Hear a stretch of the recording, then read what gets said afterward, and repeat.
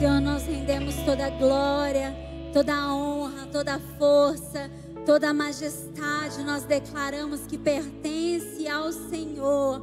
Pai, obrigada porque o Senhor preparou esta noite. Nós cremos que de uma maneira especial nós seremos tocados pelo Teu poder, assim como já tem sido, Pai.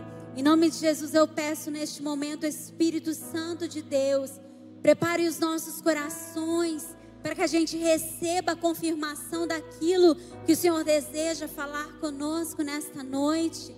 Senhor, transforme, Senhor Jesus, aquilo que precisa ser transformado. Muda, Senhor, na mente aquilo que precisa ser, Senhor Jesus, mudado, para que nós saiamos daqui ainda mais transformados, ainda mais parecidos com o Senhor, em nome de Jesus. Glória a Deus, queridos. Aleluia.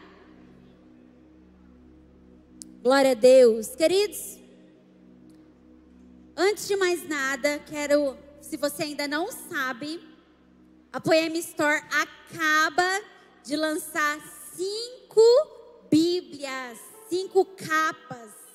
Mira, é uma Bíblia diferente dessa que eu tenho. A capa sim, ai, desculpa.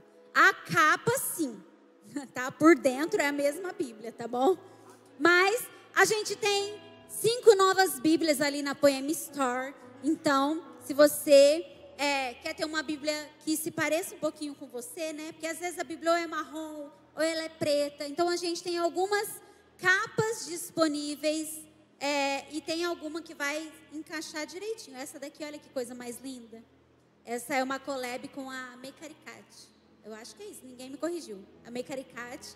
Talvez você já tenha visto no Instagram. Olha que coisa linda você acordar pela manhã e dar de cara com Jesus, né? Amém. Glória a Deus. A gente tem Bíblia para os poeminhas, Bíblia para quem quer influa, Bíblia para quem é descolado. Então assim, temos Bíblia que vai ser assim, especial para você, tá? Então, corre ali na Poema Store. Você que está nos assistindo online, se você entrar no site da Poema Store, você também consegue comprar e ser entregue aí na sua casa, em nome de Jesus. Amém? Uma coisa legal, interessante. Aí é diferente de algumas Bíblias isso, ó. Ela é uma Bíblia que vem com anotações dentro. Eu amo Bíblia assim, porque aí você não precisa ficar carregando um caderno e a Bíblia.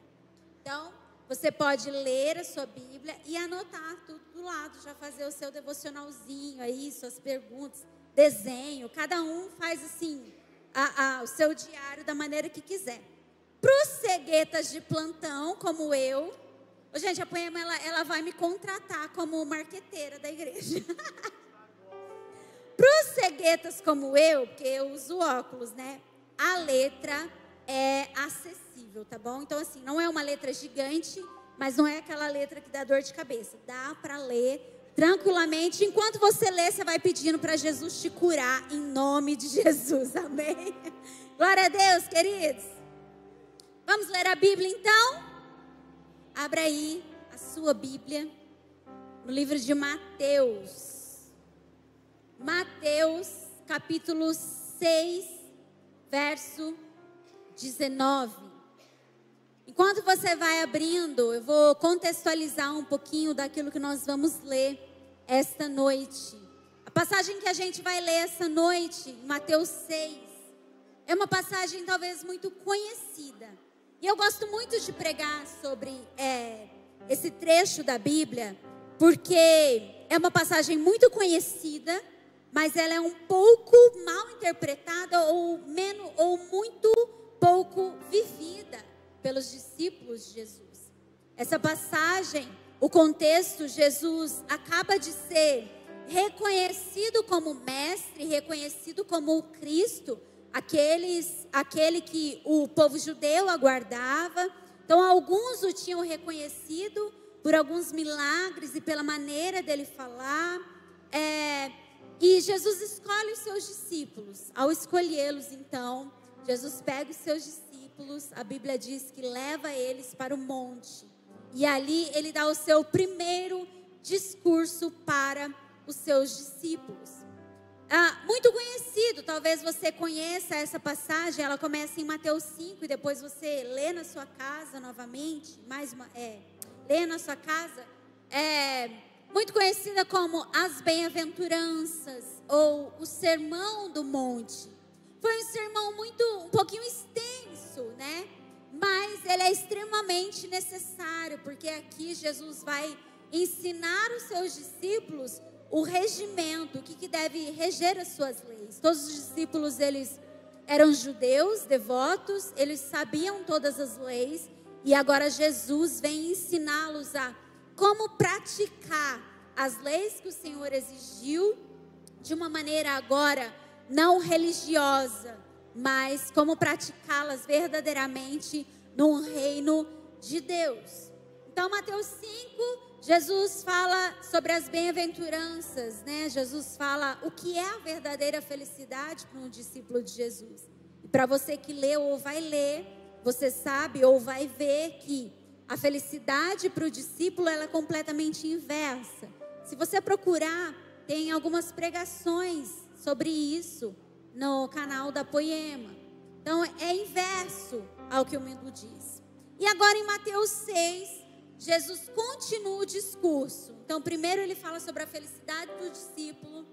E agora Jesus, ele faz um discurso a respeito de como o discípulo deveria se portar diante das outras pessoas. Qual deveria ser a sua expectativa na sua atuação fora ali do seu lugar secreto ou na sociedade, né?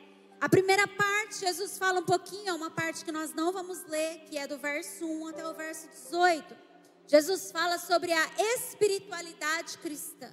Como os discípulos de Jesus devem exercer a sua espiritualidade fora do lugar secreto, né? Então Jesus, ele começa a ensinar sobre jejum. Jesus ensina sobre a oração. É aqui no capítulo 6 que nós vamos ver a oração do Pai Nosso, a oração que Jesus ensinou. Jesus ensina sobre oferta. Jesus ensina sobre amar o próximo. Então assim, Jesus ensina qual deveria ser a expectativa do discípulo de Jesus através da sua espiritualidade. E a gente consegue concluir que a expectativa do discípulo de Jesus com a sua espiritualidade, ela não pode ser religiosa. A expectativa dos discípulos de Jesus, ela não pode ser humana. E aí Jesus fala, olha, vocês precisam esperar receber a recompensa daquele que vê vocês em secreto, e não a recompensa do outro pelo que vocês estão fazendo. E agora, aqui no verso 19, Jesus começa uma nova sessão. Ele começa a falar como deveria ser, qual deveria ser o alvo da vida cristã. Qual deveria ser a ambição de um discípulo de Jesus? Vamos ler aí a partir do verso 19. Diz assim: não acumulem para vocês tesouros na terra, onde a traça e a ferrugem destroem, e onde os ladrões arrombam e furtam. Mas acumulem para vocês tesouros nos céus, onde a traça e a ferrugem não destroem, e onde os ladrões não arrombam nem furtam. Pois onde estiver o seu tesouro, aí também estará o seu coração. Os olhos são a candeia do corpo. Se os seus olhos forem bons, todo o seu corpo será cheio de luz. Mas, se os seus olhos forem maus, todo o seu corpo será cheio de trevas. Portanto, se a luz que está dentro de você são trevas, que tremendas trevas são. Ninguém pode servir a dois senhores, pois odiará um e amará o outro, ou se dedicará a um e desprezará o outro. Vocês não podem servir a Deus e ao dinheiro. Esse então foi o primeiro discurso que Jesus falou para os seus discípulos. Nessa sessão agora, Jesus, ele fala, a primeira sessão Jesus falou sobre coisas espirituais, né? Como o discípulo, como o homem espiritualmente deve se portar na sociedade. E agora Jesus, ele fala sobre questões materiais. Poxa, Miriam, mas por que Jesus é tão importante, era tão importante que Jesus falasse sobre coisas materiais com os seus discípulos? Sim, muito importante. Por quê? Porque por mais que os seus discípulos e por mais que a gente tenha uma vida espiritual, nós também temos uma vida material. Por mais que a gente, como nós cantamos aqui, que a gente almeje o dia em que Cristo vai aparecer, que a glória dele será vista, que ele virá então como rei e governará todas as nações, e aqueles que são a igreja triunfante do Senhor estará pronta para reinar com ele aqui na terra. Era então importante que Jesus falasse sobre a matéria, porque quando nós recebemos a Cristo, quando nós estamos em Cristo, a Bíblia diz que nós nos tornamos seres espirituais, mas nós ainda não estamos no Kairos de Deus, na eternidade. Nós ainda não estamos num plano em que o céu se manifesta fisicamente ou visivelmente na terra. Nós ainda vivemos no Cronos, neste tempo cronológico, neste tempo que é matéria ainda. Então sim, era importante Jesus ensinar aos seus discípulos a respeito das coisas materiais, porque as coisas materiais teriam também que ser discernidas espiritualmente. Existia uma maneira correta dos seus discípulos lidarem com as questões materiais. E então Jesus começa a ensiná-los a respeito disso. Outra coisa a respeito do contexto histórico que nós precisamos entender é que existia o povo judeu. Ele foi um povo muito assolado, né? Ele foi um povo muito escravizado durante toda a sua trajetória. Eles foram levados escravos para o Egito, eles foram exilados pela Babilônia, a Síria. Vários impérios dominaram o povo judeu. E agora, no contexto histórico de Jesus, quando Jesus vem à terra, o Império Romano dominava Jerusalém e o povo de Israel. Ou seja, eles estavam sobrecarregados, existia uma sobrecarga, principalmente financeira, por conta do Império Romano que dominava Jerusalém. Então, Israel, né? Jerusalém é a capital de Israel. Então, sim, era de extrema importância Jesus ensinar os seus discípulos sobre as questões materiais. Porque como o Império Romano dominava todos os judeus, todo o povo de Israel, eles tinham que trabalhar e tinham que pagar imposto para Roma. E todos eles ficavam o quê? Sobrecarregados, porque eram coisas assim extremamente abusivas que eles faziam, sabe? Que o Roma fazia com o povo de Israel. Então todos eles eram extremamente sobrecarregados financeiramente. Eles trabalhavam para pagar os seus impostos. Não muito diferente de hoje, né? A gente trabalha e a gente só vê o nosso dinheiro indo embora, não é verdade? Então não é tão diferente. Então continua sendo de extrema importância nós aprendermos a sermos discípulos do Senhor e lidarmos com as questões materiais aqui nesta terra de uma maneira como o Senhor se agrada. E outra questão importante pensa, os discípulos, todos eles tinham a sua profissão. E eles tiveram que abandonar tudo para poder seguir Jesus. Então pensa, o coração deles como não estava. Porque eles precisariam continuar pagando seus impostos para Roma. Porque senão eles poderiam ser mortos, presos. Alguma coisa ruim aconteceria com eles. Então imagina a angústia dos discípulos, reconhecendo Cristo, sabendo que Ele é o Cristo, atendendo ao seu chamado. Mas talvez lá no fundo, todos os dias de manhã, talvez vinha o questionamento: o que eu vou fazer na hora de pagar o meu imposto? O que eu vou fazer na hora de pagar o meu imposto? Vocês estão conseguindo entender? Então é sobre isso que essa sessão fala, sabe? Jesus começa a ensinar então qual deve ser o alvo da vida cristã. E esse é o tema da nossa mensagem: o alvo da vida cristã. E qual deve ser a ambição do discípulo de Cristo? A primeira coisa que nós conseguimos entender quando nós lemos Mateus 6, tanto da maneira espiritual quanto a maneira material: o discípulo não pode ter uma mente moldada pelos padrões humanos.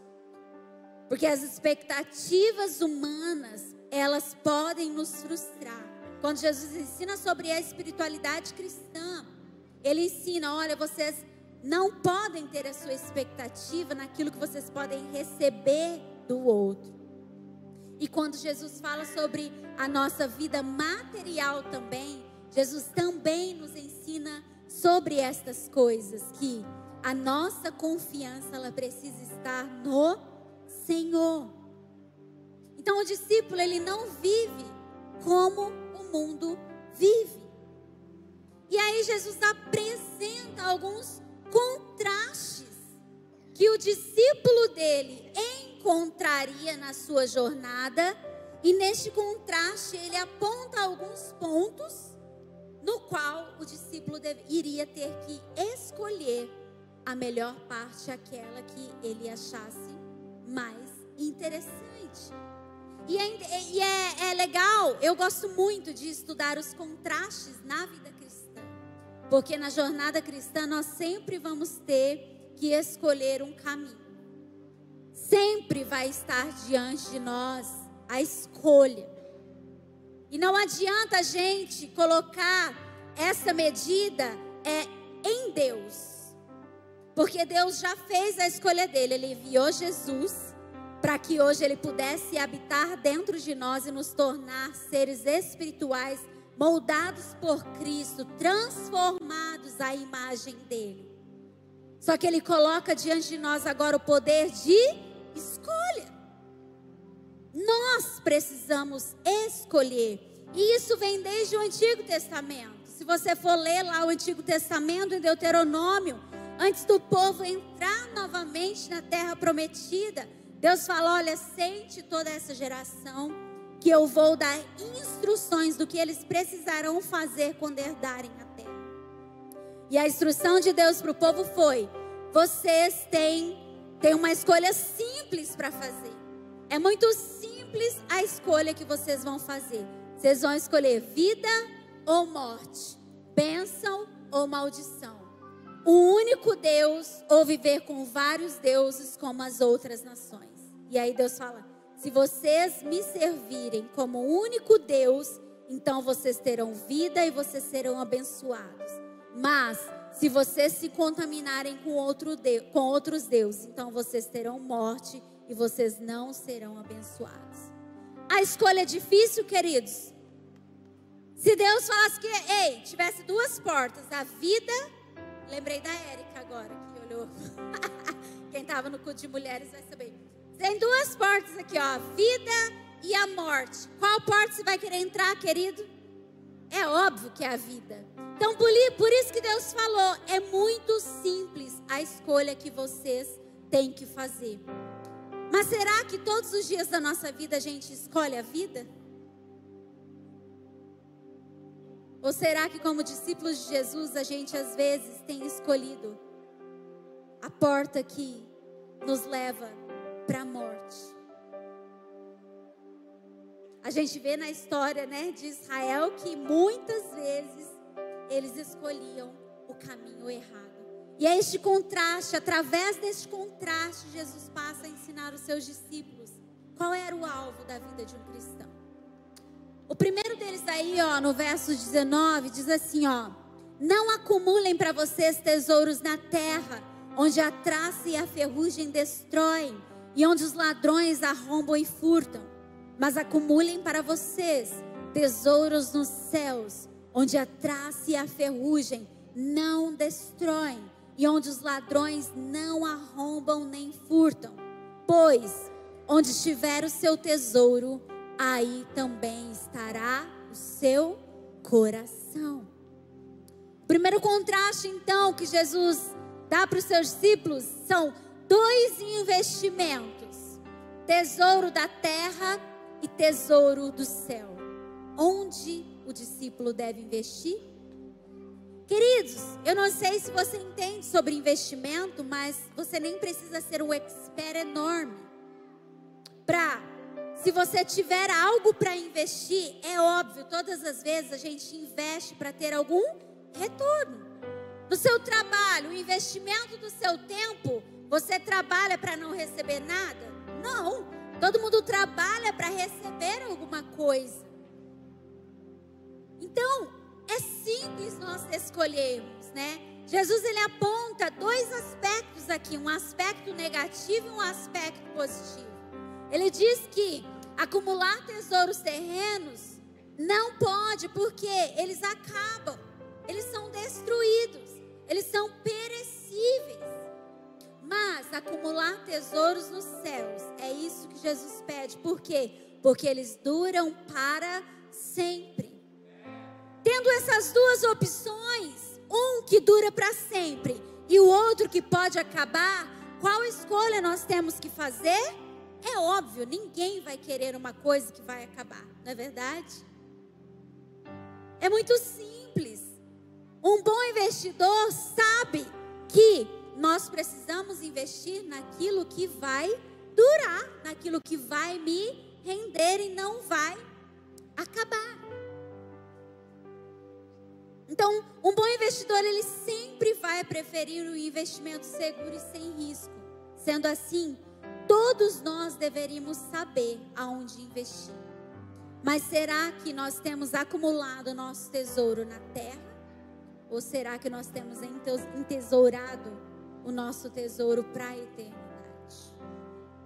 Será que a gente já aprendeu a fazer o melhor investimento?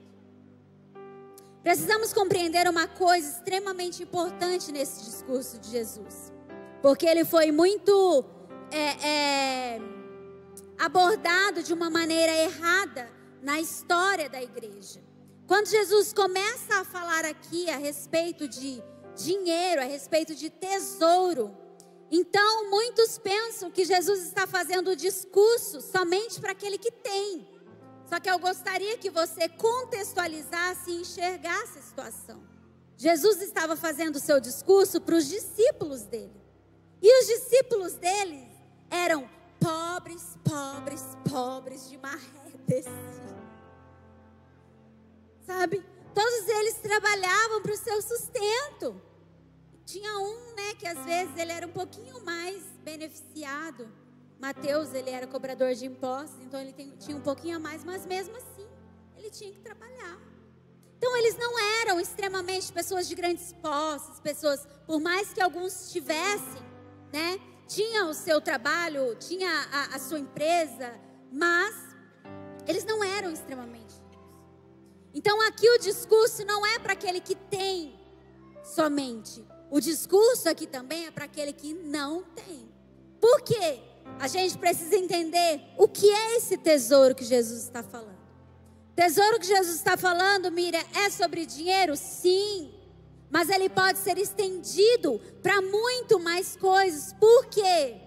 Porque o tesouro, ele pode ser outras coisas. Olha o que diz o final aí que a gente leu. Pois onde estiver o seu tesouro, aí também estará o seu coração. Tesouro, então, não fala só sobre dinheiro. Ele pode ser muito mais amplo.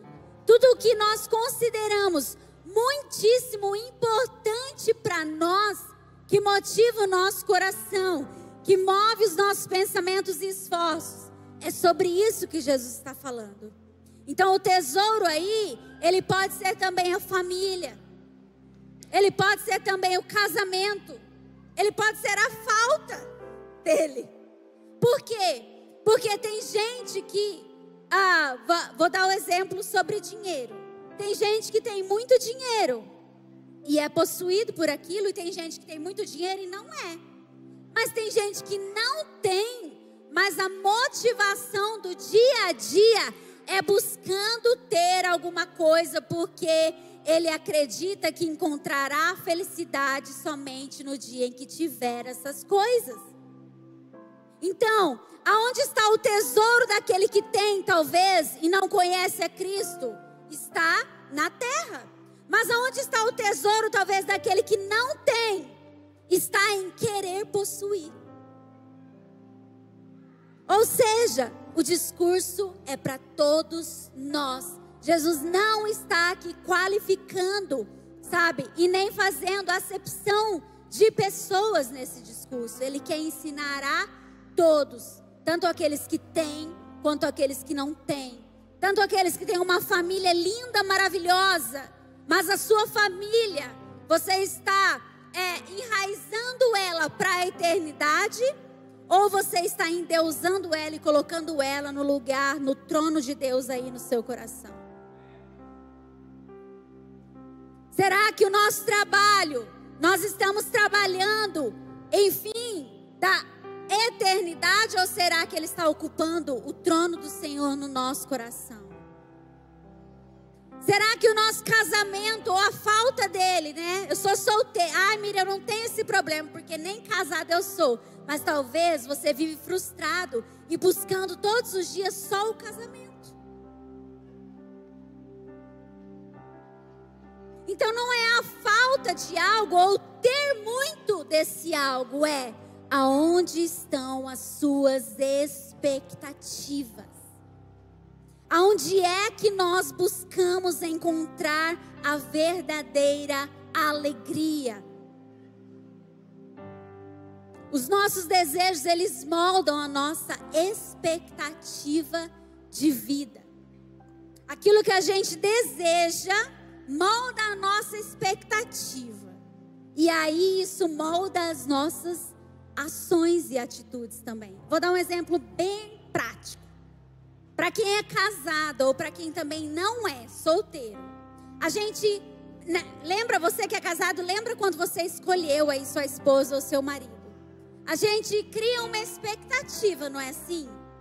Eu quero que ele seja assim, assado, eu quero que ele tenha essa fisionomia, ou eu quero que ele tenha essa profissão. A gente molda, a gente tem o desejo de algo, a gente cria uma expectativa e a gente é movido por aquilo. Mas talvez o que Deus está colocando na nossa frente não tem nada a ver com aquilo que nós esperamos. E aí a gente não passa a desejar aquelas coisas. Por quê? Porque não supre as minhas expectativas. Logo eu penso, não é de Deus. E aí a gente coloca o fardo em Deus daquilo que deveria ser a minha escolha e não a escolha de Deus. Agora tem vezes, confesso, que a gente cospe e cai para cima. E isso é maravilhoso. Eu vou te falar que é sempre assim, tá? 99,9% a Cris e o Vanderlei que lidam com casais, não é? Não crie expectativas, porque na maioria das vezes é igualzinho o que você falou que não queria. Queridos, para você casar, uma dica para quem é solteiro: para você casar, você tem que ter olhos de fé. Sabe aquele meme agora? Eu peguei na planta? Pega na planta, querido. Faz um investimento aí. Investe para que ela supra as suas expectativas, ou ele, entendeu? Foi assim comigo, querido. Eu cuspi e caiu assim, ó. O Bruno, todo mundo falava: vocês vão casar. Jamais. Na época ele não era quem eu queria. Não supria as expectativas daquilo que eu moldava, sabe, que eu queria. O Bruno, ele me deu muito trabalho, gente. Não parece, mas deu, viu? Mas na época ele não era. Só que pelos olhos da fé eu sabia que ele era em Cristo. O que eu fiz? Peguei na planta e comecei a investir e discipular. E agora, ó, o prédio cresceu. Entende? Então assim, Por isso que as nossas motivações, expectativas, nossos desejos, eles precisam ser colocados no lugar certo. Porque senão muitas coisas nós perdemos. Por quê? Porque a nossa expectativa está errada e nós não sabemos fazer a escolha certa. E aí a gente coloca a culpa em Deus. Eu perdi tudo, eu tenho muito dinheiro, perdi porque Deus é que tirou. Eu não tenho dinheiro, eu não tenho porque Deus não me abençoa.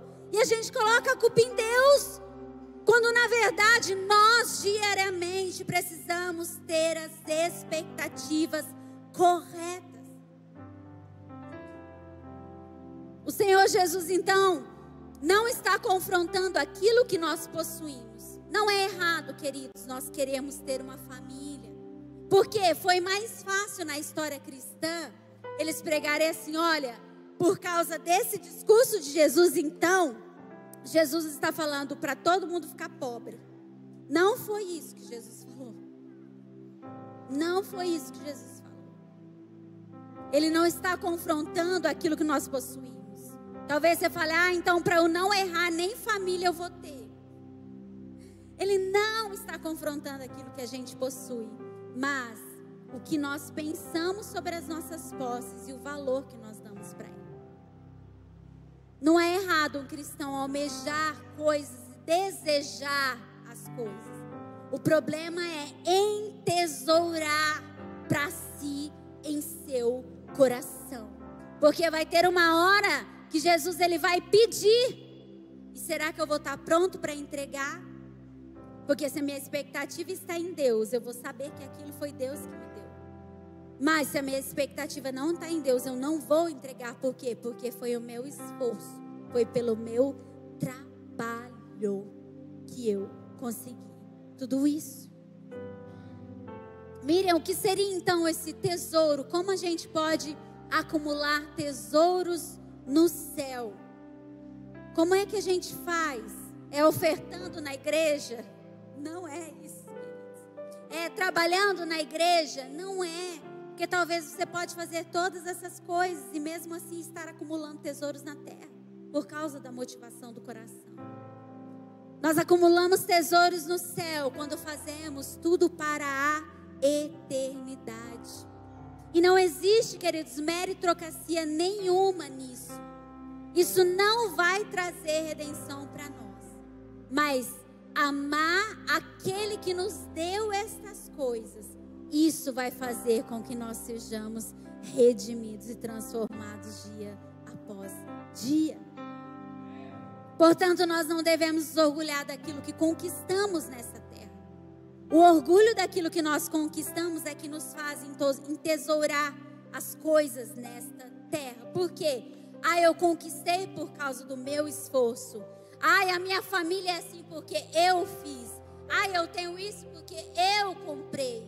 Não, nós estamos entesourando aqui na terra pensando dessa maneira. Mas, se todas as vezes nós soubermos quem é que nos deu aquilo e nós levarmos aquilo para aquele que nos deu, então sim, nós estamos entesourando para a eternidade. Porque tudo aquilo que Ele tem nos dado deve servir ao reino de Deus. O segundo contraste aí que Jesus nos dá, no verso 22, diz assim: os olhos são a candeia do corpo. Se os seus olhos forem bons, todo o seu corpo será cheio de luz.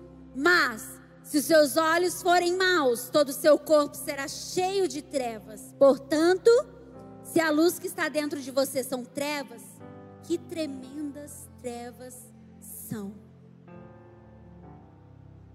O segundo contraste que Jesus nos traz aqui são duas formas de ver a vida: por olhos maus e olhos bons. Como nós devemos ver a realidade? Jesus nos deixa claro aqui que tudo é uma questão de visão. Ele diz: olha, existe uma maneira de ver com olhos bons e uma maneira de ver com olhos ruins, sabe? É interessante que nas Escrituras, queridos, os olhos, muitas vezes, vai ter relação com o coração. Nas Escrituras a gente encontra expressões como colocar o coração em algo. E é a mesma coisa, significa fixar os olhos naquilo. Ou seja, aquilo que brilha aos meus olhos é aquilo que domina o meu coração. Eu coloco o coração naquilo que brilha aos meus olhos. Só para entender como que o olho funciona, eu não sou oftalmologista, mas cientificamente como que o olho funciona? A luz ilumina algo, essa luz entra, e aí a retina, ela codifica aquela imagem, interpreta ela e manda para o nosso cérebro, então nós vemos. Eu sou cegueta, né? Então assim, para quem tem problema de visão, sabe como é difícil ter olhos ruins. Por quê? Porque a gente não consegue distinguir as imagens. Eu não consigo nem, eu tenho astigmatismo. Então, eu não consigo enxergar nem o meu óculos para eu colocar para enxergar. Pensa, o meu óculos, ele precisa dormir sempre no mesmo lugar. Porque senão eu não consigo nem enxergar aonde ele está para eu poder enxergar. O que acontece quando a gente tem um problema de visão? Nós não conseguimos ver completamente. E então nós não podemos agir. A gente não pode dirigir sem o óculos. A gente não pode fazer nada sem essas coisas. Por quê? Porque algo está afetando a nossa visão. Mas olha que coisa interessante.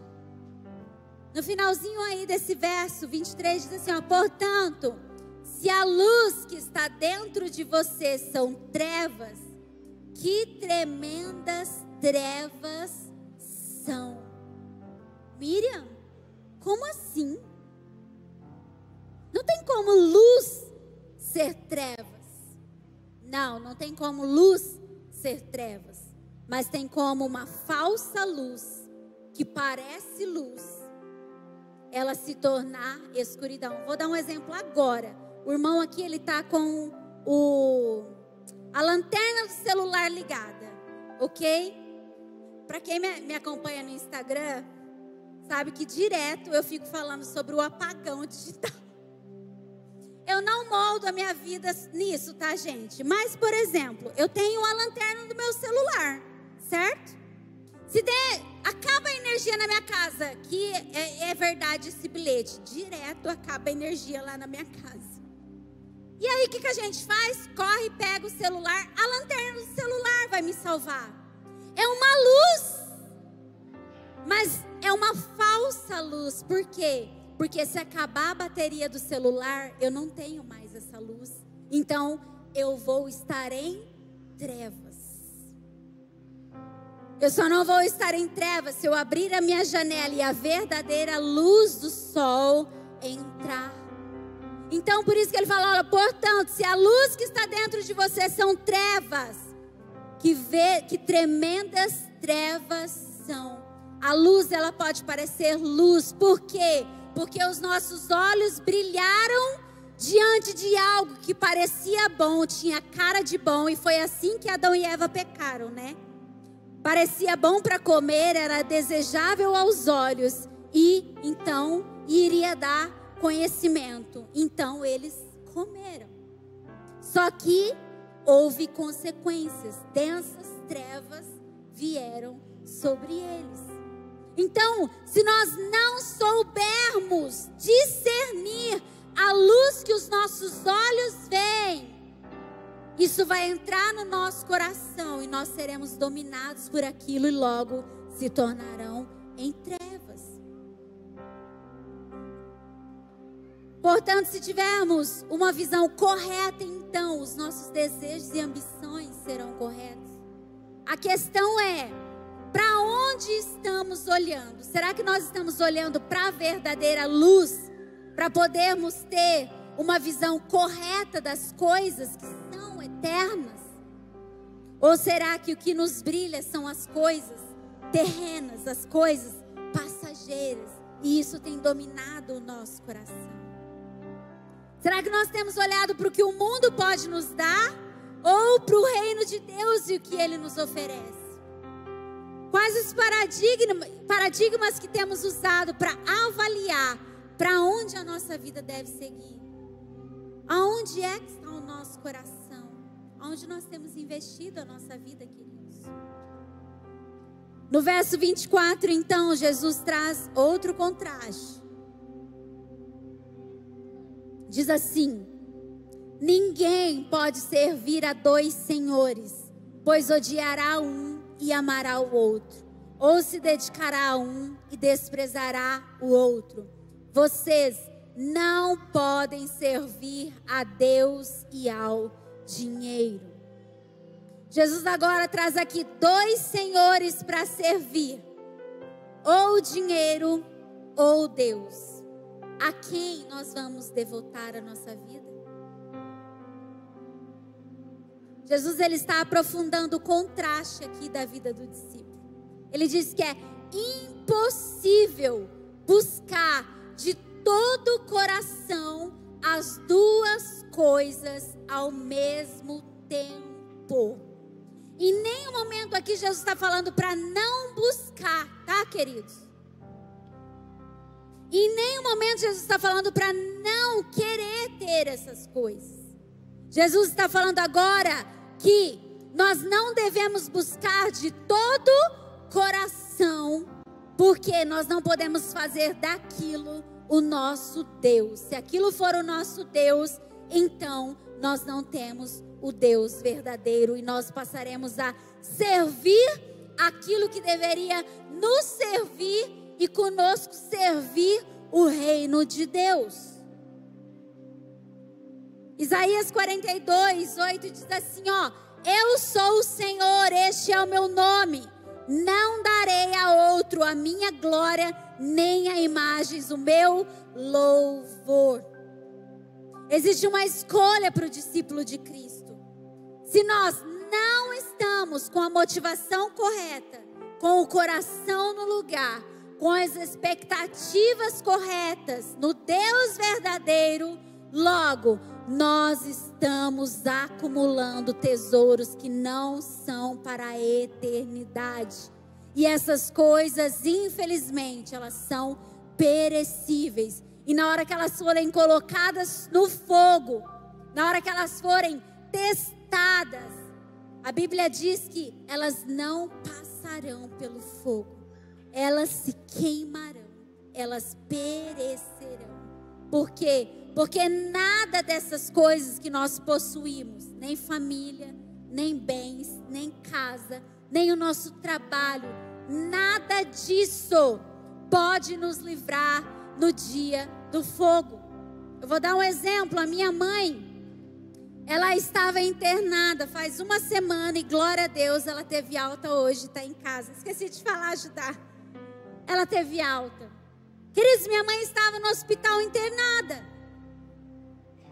E é óbvio, eu falei para o Bruno, eu falei, olha, se não resolver a situação, eu vou vender meu carro, vou fazer o que preciso for para tentar ajudar ela de alguma maneira. Mas, queridos, vocês acham mesmo que qualquer dinheiro do mundo ia tirar ela dessa situação? Não. Somente Deus poderia livrá-lo, porque Ele é o dono da vida e Ele é quem dá a vida ou a morte. Então, quando nós somos testados no fogo, aquilo que move o nosso coração, a nossa expectativa, então nós saímos dali, ou ainda mais com fé e apaixonados por Jesus, ou frustrados. Por quê? Porque as nossas expectativas foram frustradas, porque elas não estavam no lugar correto. No verso 25, então, Jesus diz assim: portanto, eu digo, e é a conclusão dessa parte do discurso do Senhor. Portanto, eu digo, não se preocupem com sua própria vida, quanto ao que comer ou beber, nem com seu próprio corpo quanto ao que vestir. Não é a vida mais importante que a comida e o corpo mais importante que a roupa? Portanto, não se preocupem, verso 31, dizendo: que vamos comer? Ou que vamos beber? Ou que vamos vestir? Pois os pagãos é que correm atrás dessas coisas. Mas o Pai Celestial sabe que vocês precisam delas. Busquem, pois, em primeiro lugar o reino de Deus e a sua justiça, e todas essas coisas serão acrescentadas a vocês. Aleluia! Queridos, a confiança nas riquezas ou naquilo que eu possuo, ela gera, sabe, incertezas e ansiedades. Por quê? Glória a Deus, eu tenho uma família, mas amanhã talvez eu não tenha mais, alguma coisa pode acontecer. Glória a Deus, eu tenho o trabalho que eu tanto sonhei, mas talvez amanhã eu não o tenha mais. Glória a Deus, eu tenho o carro que eu sempre sonhei, mas talvez amanhã eu não tenha mais.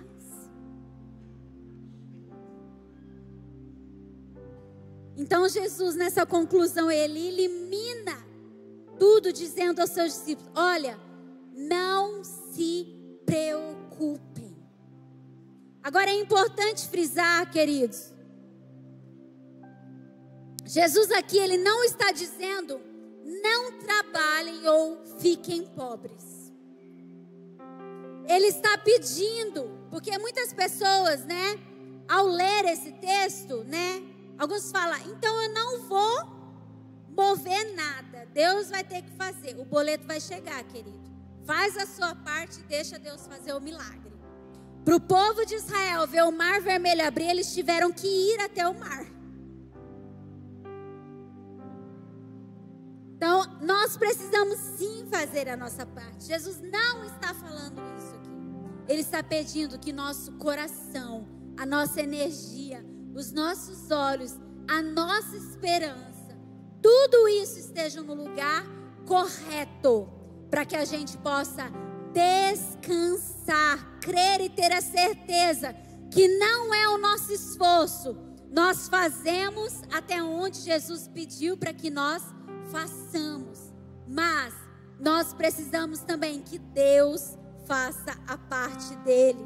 Nós precisamos encontrar um lugar de descanso diante do Senhor, e nesse lugar nós somos capacitados para sermos mordomos bons e fiéis.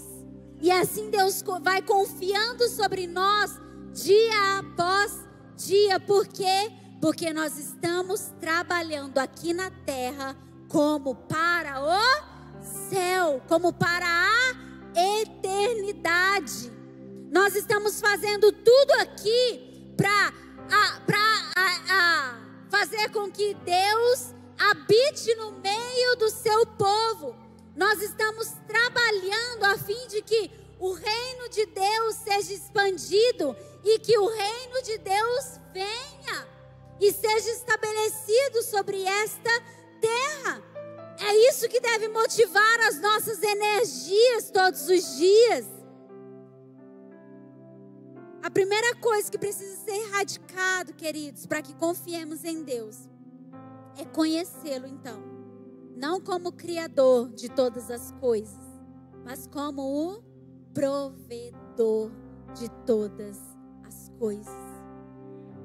O que movia o coração de Abraão, e a Bíblia diz que ele foi considerado o pai da fé. O que movia o coração dele não foi que Deus falou para ele que ele herdaria uma terra. O que movia o coração dele era o fato de o próprio Deus estar falando com ele. Então, se Deus estava falando com ele, ele não podia ficar parado. E ele precisava fazer aquilo que Deus estava falando, mesmo sem saber para onde é que Deus estava o dirigindo. Não era a herança de uma terra que mana leite e mel que movia as atitudes de Abraão. Era o provedor ter falado: e prometido por Ele mesmo. Era isso que movia Abraão. Então nós precisamos, queridos, conhecer a Deus, para que possamos confiar nele e deixarmos todas essas preocupações. Jesus disse: olha, quem se preocupa com essas coisas são os pagãos. Quem são os pagãos? São as pessoas que não creem em Deus. São essas pessoas que se preocupam com essas coisas. Ai, Miriam, mas aí vem aquele que interpreta, né? Então eu vou ficar aqui sentado na cadeira tomando uma água de coco, na rede é melhor, né? E aí deixa Deus vir com a sininho e preparar tudo, plim, fazer tudo. Não é isso, queridos.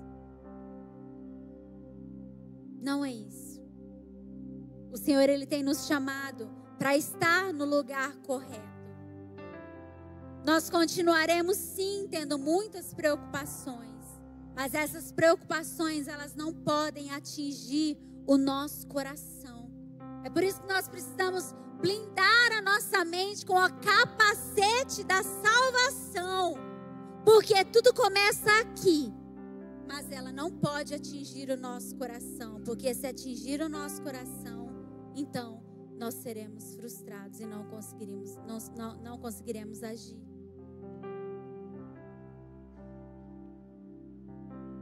Em seu primeiro discurso, então, queridos, nós vemos que Jesus, ele decidiu tratar de um assunto que angustiava os seus discípulos.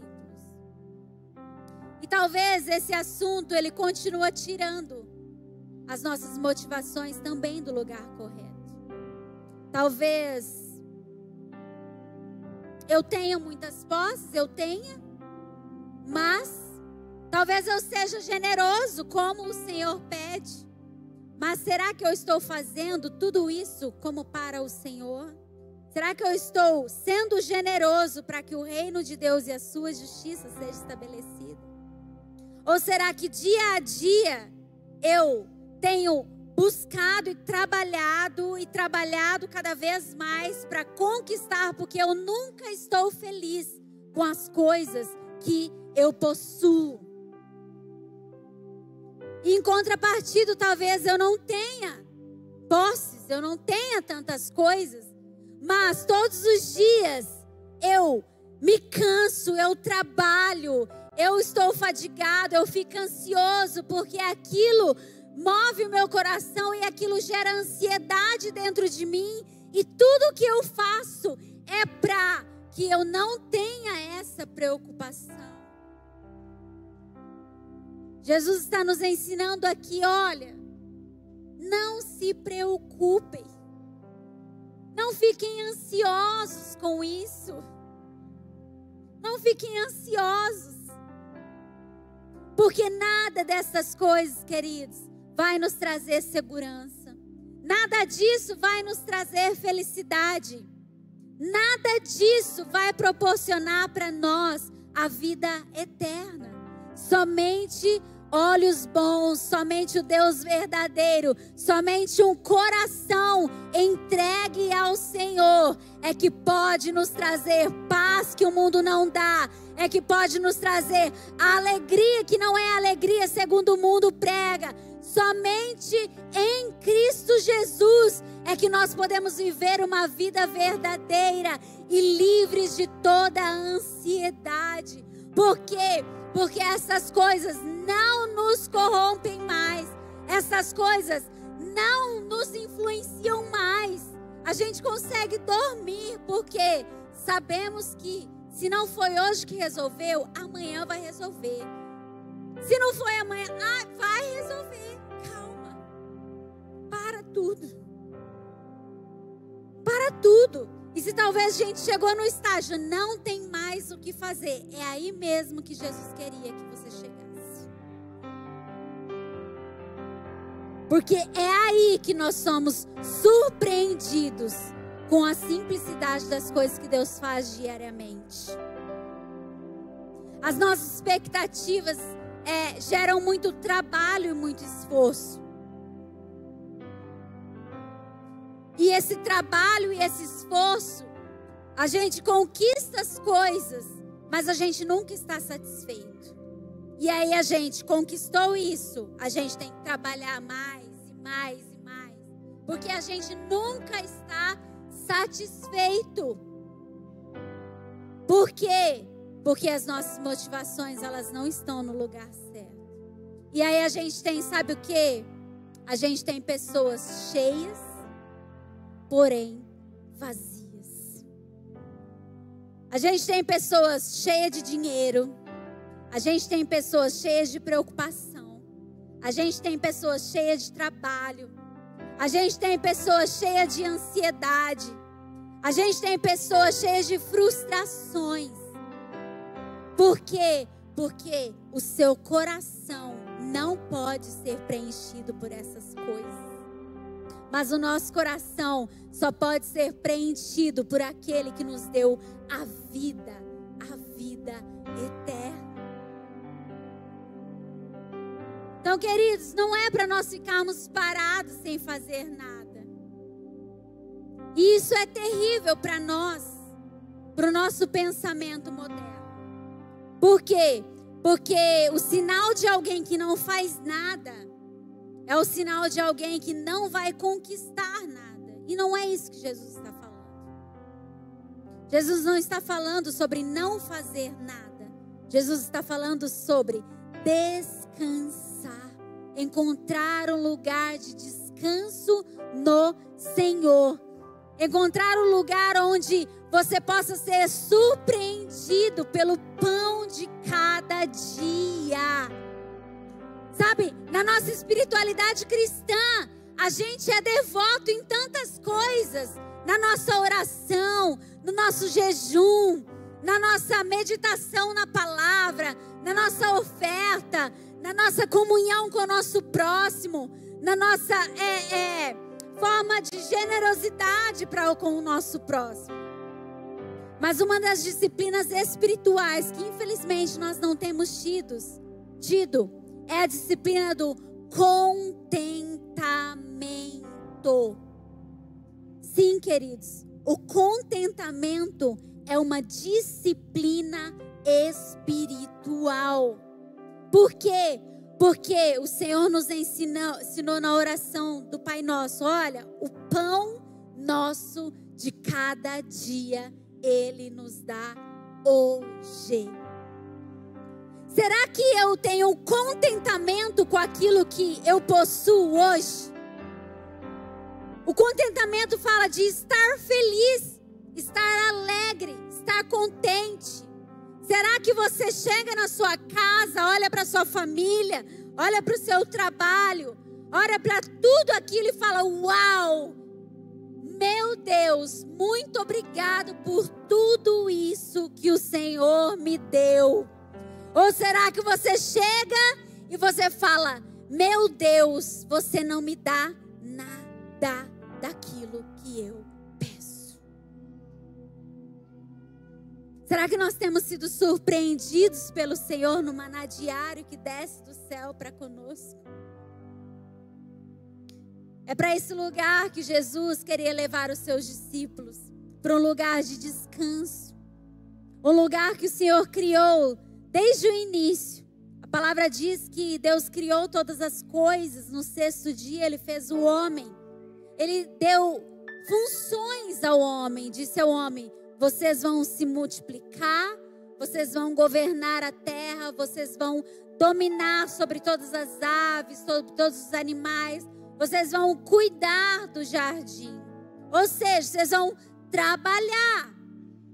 Mas aí, antes do homem fazer qualquer coisa, então nós temos o sétimo dia, o dia do descanso. Quando fala que Deus descansou da sua obra, não é Deus se deitou na rede e dormiu. Até porque a Bíblia fala que Deus não dorme. Quando fala do descanso, fala que Deus se relacionou. Deus, Ele teve alegria. Deus, Ele contemplou de tudo aquilo que Ele criou. Ele relacionou com o homem. E pensa, o homem se relacionou com Deus. E aí, no outro dia, na segunda-feira, não era segunda-feira naquela época, tá? Ele foi trabalhar, fazer o que Deus tinha mandado fazer no 6º dia. E agora ele vai trabalhar, vai cuidar do jardim. Nossa, a vegetação está toda verde, porque Deus fez. Nossa, os animais já estão todos alimentados, porque Deus fez. Nossa, tudo está feito, porque Deus fez. É isso que Deus designou para o homem, dominar e governar sobre todas as coisas. Mas antes de nós fazermos qualquer coisa, nós precisamos descansar. Tudo que nós fazemos deve partir do lugar de encontro com o Senhor. Tudo que nós fazemos deve partir do lugar de todo o coração. Fica o questionamento então, queridos, o que é que nós realmente precisamos? Será que nós estamos satisfeitos com aquilo que nós temos? Ou será que a gente está enfadado, cheio de cargo, ansioso, porque a gente não é satisfeito com aquilo que nós temos hoje? Jesus quer nos levar para esse lugar de descanso, onde as preocupações elas não estarão no centro da nossa vida. Elas não deixarão de existir, mas elas não estarão no centro da nossa vida. Mas, a partir de um coração cheio em Cristo, conseguimos descansar e buscar as coisas do alto.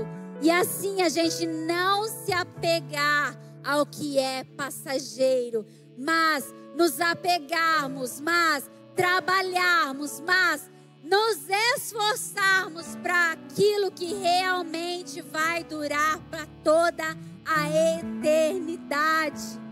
Hebreus 4, verso 10 e 11 diz assim, pois todo aquele que entra no descanso de Deus, também descansa das suas obras, como Deus descansou das suas. Portanto, esforcemo-nos por entrar nesse descanso, para que ninguém venha cair, seguindo o exemplo de desobediência. Olha o que diz, portanto, nos esforcemos. Não vai ser fácil entrar neste lugar. Por quê? Porque nós vivemos em um mundo corrupto, em um mundo em que existem coisas perecíveis. E essas coisas diante da nossa carne, ela pode um dia brilhar mais. E pode nos fazer escolher talvez o caminho errado. Mas nós nunca podemos nos esquecer de voltar para esse lugar de descanso. Para a gente ser surpreendido pelo Senhor e descansar. Porque Ele nos dá tudo aquilo que nós precisamos. E tudo aquilo que nós temos, então, a gente vai ser feliz. Por quê? Porque o Senhor é o meu pastor e de nada eu tenho falta. Nós então passaremos a ser cheios. O nosso coração não estará mais vazio. Por quê? Porque ele foi preenchido por aquilo que é eterno. Nós precisamos então, queridos, escolher o melhor investimento, ter a melhor visão, servir o Deus verdadeiro e escolher a melhor parte todos os dias da nossa vida. Davi, a Bíblia diz que ele foi o homem segundo o coração de Deus. Sabe por quê, queridos? Não é por tudo que ele fazia, mas é porque a Bíblia diz, Davi sempre dizia, olha, mais vale um dia na tua casa do que 1000 em outros lugares. O que motivava o coração de Davi não era todas as coisas, todas as vitórias, tudo aquilo que Deus dava para ele, ou tudo que Deus tirava dele. O que motivava o coração de Davi era a presença do Senhor, era estar neste lugar. E então ele usava todas as suas forças para construir esse lugar para Deus aqui na terra. Ele usou todas as suas forças, todos os seus bens para construir uma casa para o Senhor. Será que nós temos usado todas as nossas forças, todos os nossos recursos, tudo aquilo que nós temos para construir uma casa para o Senhor? Um templo para que Deus habite nele? Nós precisamos colocar o Senhor no centro, no altar de adoração, no lugar aonde Ele morreu para estar, habitando dentro de nós. E aí sim, essas coisas elas não irão nos mover. E então, nós alcançaremos o nosso alvo. Sabe o que vai acontecer? Se nós formos esses mordomos bons e fiéis, vai chegar aquele dia, Jesus vai falar assim: ei, entre para o lugar de descanso, entre para o lugar de gozo eterno, entra para um lugar onde você não vai ter mais preocupação, porque agora eu estou com você todos os dias até a eternidade. Mas uma coisa que nós precisamos ter a convicção é que a eternidade ela não é futura, queridos. A eternidade já startou quando Jesus morreu e ressuscitou.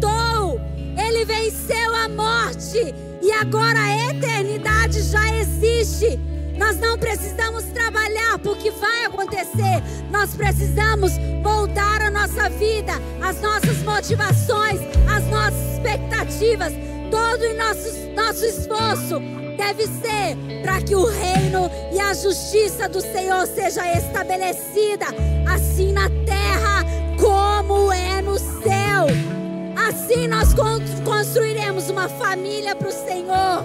Assim nós construiremos uma casa para o Senhor. Assim é que nós entesouramos tudo aquilo que nós temos para a eternidade. Porque todas essas coisas agora não nos possuem, mas agora o Senhor habita dentro de nós. E essas coisas então nos servem para que nós sirvamos ao Senhor dos Exércitos. Feche seus olhos, queridos, se coloque de pé. Espírito Santo de Deus, Espírito Santo de Deus, Pai, em nome de Jesus, em nome de Jesus, que nesta noite, Senhor, todo fardo seja levado fora, Pai. Senhor, que nesta noite, Senhor, toda ansiedade, Senhor, caia por terra. Pai, em nome de Jesus, a Tua palavra diz que as Escrituras, elas são como uma espada afiada de 2 gumes, capaz de separar alma e espírito. E em nome de Jesus, Senhor, que a Tua palavra nesta noite possa separar-nos, Senhor Jesus. Pai, em nome de Jesus, que a nossa alma esteja rendida e o nosso coração esteja rendido ao verdadeiro Deus e Senhor. Nós queremos Te encontrar neste lugar. Nos leve novamente para este lugar de encontro contigo, Senhor. Pai, em nome de Jesus, se as nossas motivações, se elas estiverem, Senhor, em um lugar incorreto, Pai, leva-nos de volta. Leva-nos,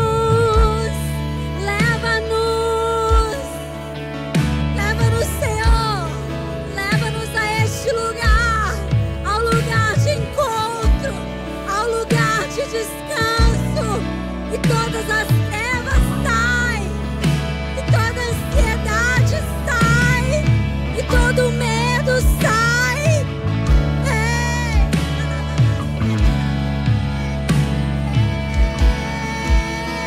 Não há lugar para as trevas aonde está o Senhor. Nós entronizamos o Teu nome, Senhor, neste lugar. Espírito Santo de Deus, Espírito Santo de Deus, Nós não queremos trabalhar em vão. Nós não queremos trabalhar em vão. Mas, Senhor, em nome de Jesus, em nome de Jesus, não nos deixe cansar. Não nos deixe cansar. Pai, nós colocamos sobre si, sobre o Senhor, todo o nosso fardo, Pai. Nós colocamos sobre si toda a nossa ansiedade. Senhor, leve, Senhor, o nosso fardo, Pai. Nos faça descansar. Nos faça descansar. Nos faça descansar. Nos faça descansar. Nos faça, Senhor, aproveitar cada momento contigo, tendo o prazer naquilo que é do Senhor.